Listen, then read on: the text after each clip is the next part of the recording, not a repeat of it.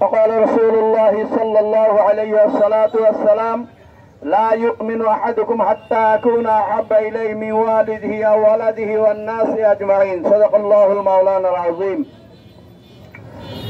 ইসলামী ছাত্র আন্দোলনের উদ্যোগে রাসূল পাক সাল্লাল্লাহু আলাইহি সাল্লামের কটূক্তির প্রতিবাদে আজকের বিক্ষোভ সমাবেশের সম্মানিত সভাপতি, আমার যুবক ভাইয়েরা, ছাত্র ভাইয়েরা, বিশেষ করে সরকারি কলেজের ছাত্র ভাইয়েরা, আমার অত্যন্ত আজকের আনন্দ লাগতেছে যে এটা শুধুমাত্র টুপিওয়ালাদের মিছিল নাকি বলেন ঠিক কিনা, নবী প্রেমিকদের মিছিল। সে টুপিওয়ালা হোক আর টুপিওয়ালা না হোক, নবীর প্রেম যাদের অন্তরের ভিতরে আছে তাদের মিছিল, কি বলেন ঠিক কিনা। আমি আলোচনার পূর্বে আপনাদেরকে একটু তথ্য দেই। আল্লামা নেয়ামতুল্লাহ শাহ রহমাতুল্লাহ আলাইহির একটা ভবিষ্যৎবাণী আছে, কিতাব আছে, ওর ভিতরে আছে ভারতের সাথে মুসলমানদের একটা যুদ্ধ হবে। ভারতের সাথে কি হবে? মুসলমানদের একটা যুদ্ধ হবে। সেই যুদ্ধে মুসলমানদের পক্ষে অংশগ্রহণ করবে বাংলাদেশ, পাকিস্তান, আফগানিস্তান।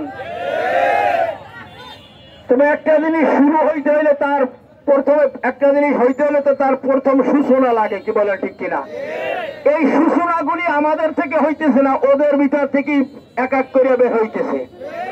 কারণ ওরা একটার পর একটা মুসলমানদের উপরে বারবার আঘাত করে যাচ্ছে। তারই ধারাবাহিকতায় আমরা দেখলাম যেই সময় আমরা এই দেশে যখন গণবিপ্লব ঘটল 5ই আগস্ট, এরপরে আমাদের দেশের সমস্ত মুসলমান হিন্দু ভাইদের মন্দিরে পাহারা দিছি, কে বলে ঠিক কিনা। আমরা সবাই সহ অবস্থানে থেকে আমরা তাদের নিরাপত্তা দিছি, কি বলে ঠিক কিনা।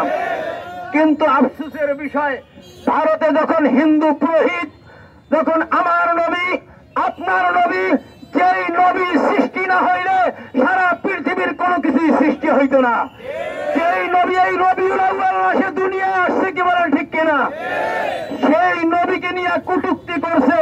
কটূক্তি করার পরে ওই দেশের এমপি বা মন্ত্রীদের দায়িত্ব ছিল তার বিরুদ্ধে অ্যাকশন নেওয়া, কি বলেন ঠিক কিনা।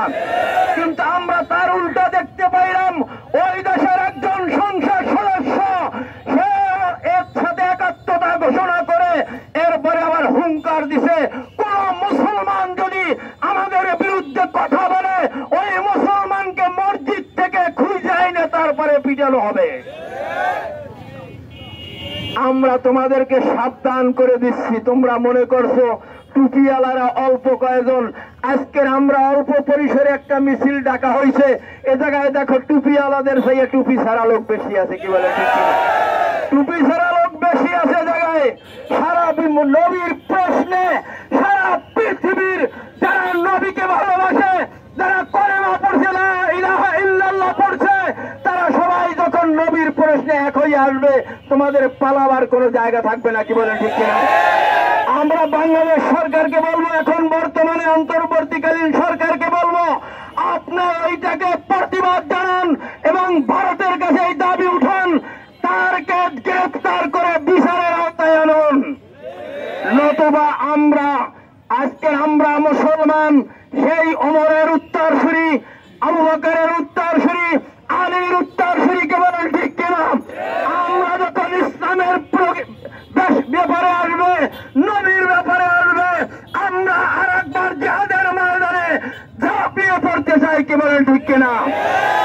এক সময় ছিল জিহাদের কথা বললে বলতো জঙ্গিবাদ, উগ্রবাদ, ফতোয়াবাদ, মৌলবাদ, অনেক কিছু বলতো, কি বলেন ঠিক কিনা। এখন কি আমাদের সেই ভয় আছে নাকি, কি বলেন। আমরা প্রয়োজন বোধে বাংলাদেশের নেতৃত্বে স্থানীয় যখন আমাদেরকে ডাক দিবে, আমরা ওই ভারতের দিকে লং মার্চ করতে প্রস্তুত আছি, কি বলেন ঠিক কিনা। প্রয়োজন বোধে আবার আমরা সেই বদরের হাতিয়ার হাতে তুলে নিতে রাজি আছি, কি বলেন ঠিক কিনা। আমরা জিহাদ করতে রাজি আছি, কি বলেন ঠিক কিনা। নবীর দুশমনদের বিরুদ্ধে আমাদের জান মাল, আমাদের জীবন উৎসর্গ করার জন্য আমরা সদা প্রস্তুত, কি বলেন ঠিক কিনা। আমরা আজকের যারা আয়োজন করছে তাদেরকে ধন্যবাদ জানিয়ে, বিশেষ করে কলেজ শাখার ছাত্র ভাইদেরকে ধন্যবাদ জানিয়ে আজকের এই জায়গায় প্রোগ্রাম আমাদের সমাপ্তি ঘোষণা করা হলো। এখন আমরা একটু দোয়া করি। আল্লাহুম্মা আমিন। বিক্ষোভ মিছিল কবুল করিয়া নাও। আজকের বিক্ষোভ মিছিল আমাদের নাজাতের ওসিলা বানাইয়া দাও রব্বুল আলামিন। আল্লাহ, নবীর ইজ্জতের উপরে যারা আঘাত আনে ওদেরকে হেদায়েত দাও। হেদায়েত কপালে না থাকলে তুমি আল্লাহ ধ্বংস করিয়া দাও রব্বুল আলামিন। আজকের আমাদের ছাত্র ভাইদেরকে, মাওলা কলেজ শাখার ছাত্র ভাইদেরকে, আল্লাহ আমাদের আজকে ছাত্র আন্দোলনের ছাত্র ভাইদেরকে সবাইকে তুমি কবুল ও মঞ্জুর করিয়া নাও। যারা আজকের বিক্ষোভে অংশগ্রহণ করছে সবাইকে তোমার নবীর প্রেমিক হিসেবে কবুল করে নাও। কাল কিয়ামতের ময়দানে আমাদের এই পুঁজিটিকে সামনে নিয়ে আমাদেরকে নাজাতের ফয়সালা করিয়া দিও। সুবহান রাব্বিকা রব্বিল ইজ্জাতি আম্মা ইয়াসিফুন ওয়া সালামুন আলাল মুরসালিন ওয়ালহামদুলিল্লাহি রাব্বিল আলামিন।